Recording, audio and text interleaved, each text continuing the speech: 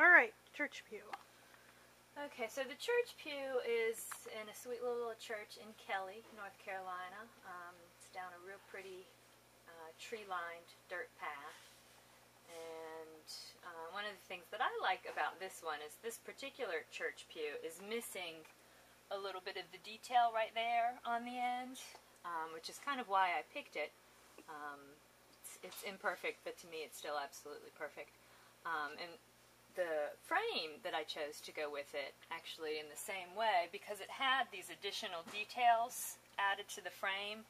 That's why I picked it. Since the pew was missing its detail, I figured the frame kind of could balance it out with the additional detail added to it. So by the way, the frames on all of these are vintage frames, and I do try to very carefully and thoughtfully select the frame to go with the work. It's not random. I'll try a bunch of different frames with a bunch of different pieces and see what works best.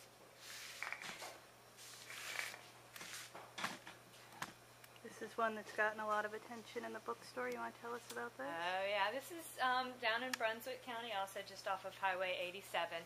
Not really sure what the structure itself is. I just call it a cabin, but people have said that it was a kitchen from a plantation house, an outbuilding. Not really sure, though. That's just rumor. Again, with kind of a light infrared film, not full-on infrared, but I don't know. It's just kind of situated in the trees, and it's a happy little place.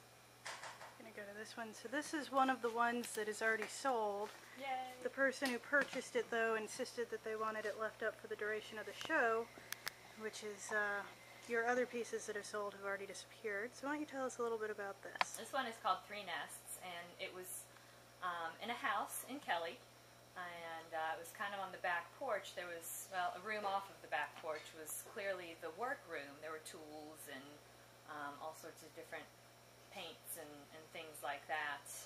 But three creatures have made this shelf their home. There's three nests in here. One, two, and then there's one up in the corner there. So I've called it Three Nests.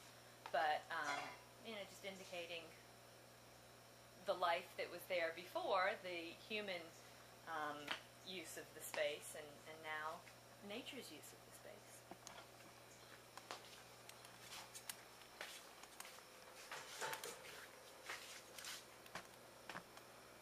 Alrighty. Top? Yeah, let's talk about this top piece up here. This is again from my favorite Rosenwald School up in Pender County, and it's the front window and the vines growing through the window.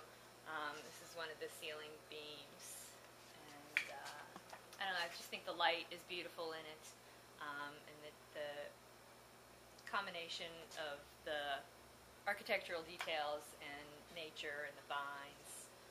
I just think it's a sweet, sweet little image. And below it we have...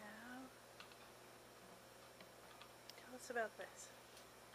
This is in a shed down not too far from Holden Beach, actually, on the mainland.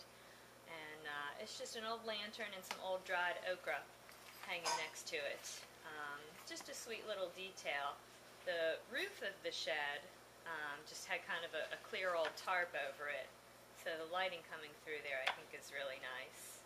And you can see some of the vines growing up and overtaking the shed just a little bit, but there's still very clearly signs of what it was used for and how.